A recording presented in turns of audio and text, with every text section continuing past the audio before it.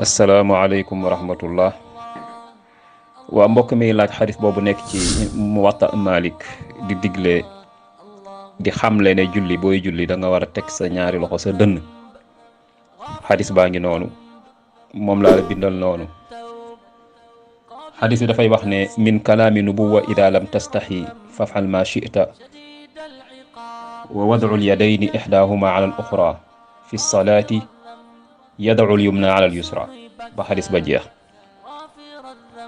kon si biir xadis bi dafa wax ne bokk na ci waxi yonent yi soo amul kersa defal lu la neex, waaye tamit teg sa ñaari loxo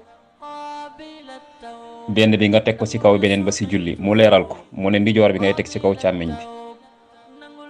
foofu loo rek la wax. léegi nag ñenn ñi dañu jël seen loxo ndijoor teg ko seen kaw loxo càmmiñ, waaye dañ koy teg foo xaw a jege naq bi. ñenn ñi teg ko ci biir bi, ñenn ñi teg ko ci dënn bi, wante teg ci dënn bi nag moo gën a wér. am na beneen xadis boobu daf ne kaana annaasu yu'maruuna an yada'a arrajulu alyada alyumna ala diraa'ihi alyusra fi lsalaa. kon boobu moo gën a leer mu ne nit ñi doon nañ leen digal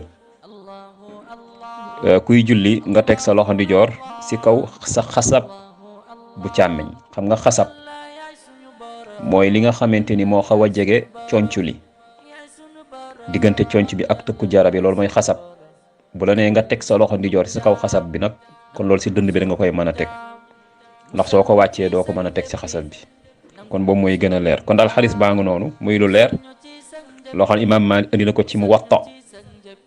waaw donte ko nag boo demee ci yeneen boroom xam-xam yoo xam ne ñu ngi ci mazhab Malik dañoo wax ne xadis yi ñëw yëpp yi nga xam ne ñu ngi wax wàllu qabd wéruñu, waaye lii moom mooy li gën a leer ka ne imaam Malik bu demee ba indi ko ci Muwatta mooy jàpp na ne lu wér la ala kulli xaal.